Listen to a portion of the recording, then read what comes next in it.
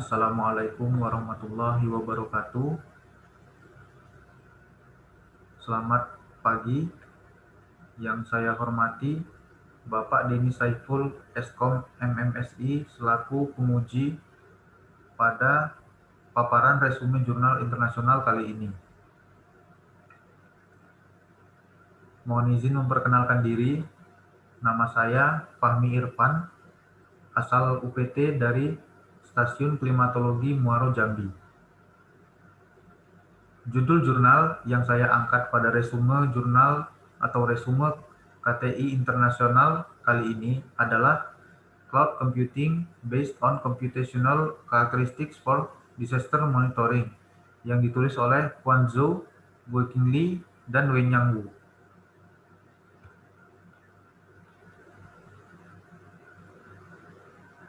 Ada 4 pokok bahasan yang akan dibahas pada kesempatan kali ini. Pokok bahasan yang pertama yaitu pendahuluan. Pokok bahasan yang kedua adalah metode dan implementasi. Pokok bahasan yang ketiga yaitu hasil penelitian. Pokok bahasan yang keempat yaitu kesimpulan.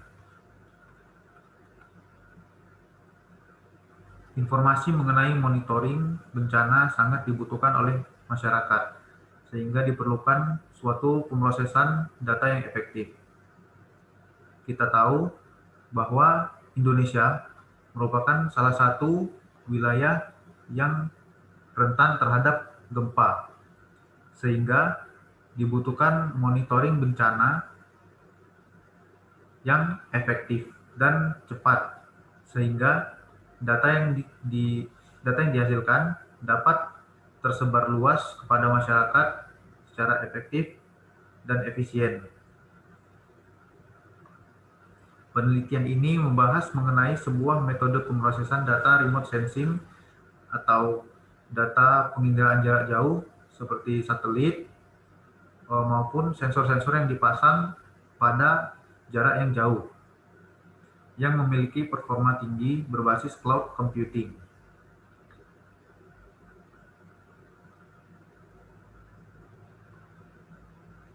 Pada penelitian ini, pemrosesan dilakukan oleh platform cloud computing. Platform cloud computing menggunakan 5 metode komputasi, yaitu yang pertama, kalkulasi numerik. Kalkulasi numerik menambahkan persamaan matematis pada data yang telah dikumpulkan. Yang kedua, yaitu kalkulasi berulang. Kalkulasi berulang melakukan penambahan persamaan matematis secara berulang-ulang sehingga tercapai suatu kondisi tertentu. Kemudian yang ketiga, yaitu analisis statistik. Analisis statistik menghasilkan informasi berdasarkan tren statistik data. Analisis statistik ini menghasilkan informasi berupa suatu perakiraan yang akan terjadi berdasarkan data-data yang telah dikumpulkan sebelumnya. Kemudian yang keempat, yaitu neighborhood operation. Operasi neighborhood operation digunakan pada data berupa gambar. Data yang berupa gambar tersusun oleh banyak pixel-pixel, sehingga neighborhood operation yaitu akan menganalisis gabungan pixel-pixel gambar. Yang kelima yaitu operasi domain frekuensi, yaitu operasi dengan memproses sinyal atau spektrum gambar dan melakukan transformasi fungsi sinyal pada gambar tersebut.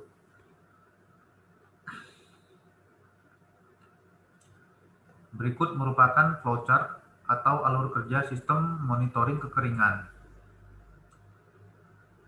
Alur kerja dimulai dari pengumpulan data monitoring banjir. Kemudian data monitoring banjir tersebut diekstrak dan diolah menggunakan NDVI atau Normalized Difference Vegetation Index untuk mengetahui indeks vegetasi dari lokasi yang dilakukan monitoring. Setelah data diolah menggunakan NDVI, selanjutnya data diolah menggunakan NDWI atau Normalized Difference Water Index. Proses NDWI yaitu untuk mengetahui indeks kondisi air. Setelah dua proses tersebut dilakukan, yaitu NDVI dan NDWI, kemudian akan ditambahkan dengan APG NDWI, sehingga dihasilkan AWI, yaitu Anomaly Water Index atau indeks air anomali. Indeks air anomali merupakan data yang belum berbentuk gambar, namun data tersebut sudah mengandung informasi mengenai anomali yang terjadi pada suatu lokasi, anomali perubahan air, perubahan kandungan air pada suatu lokasi. Sehingga data tersebut masih harus dikonversi, yaitu menggunakan neighborhood operation dan frekuensi domain operation, sehingga menampilkan suatu gambar yang mengandung informasi mengenai tingkat kekeringan pada suatu daerah yang dilakukan monitoring.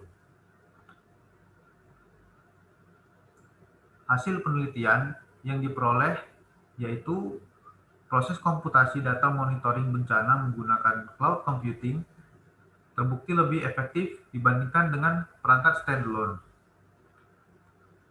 Selain lebih efektif, hasil penelitian membuktikan bahwa waktu yang dibutuhkan oleh aplikasi MapReduce, yaitu suatu platform cloud computing yang disediakan oleh Google, dibandingkan dengan data yang dihasilkan oleh PC standalone, sangat berbeda jauh dari segi waktu pemrosesan. Dapat dilihat pada grafik pada saat data yang diolah yaitu sebesar 10 GB, maka perbedaannya masih cukup kecil. Namun ketika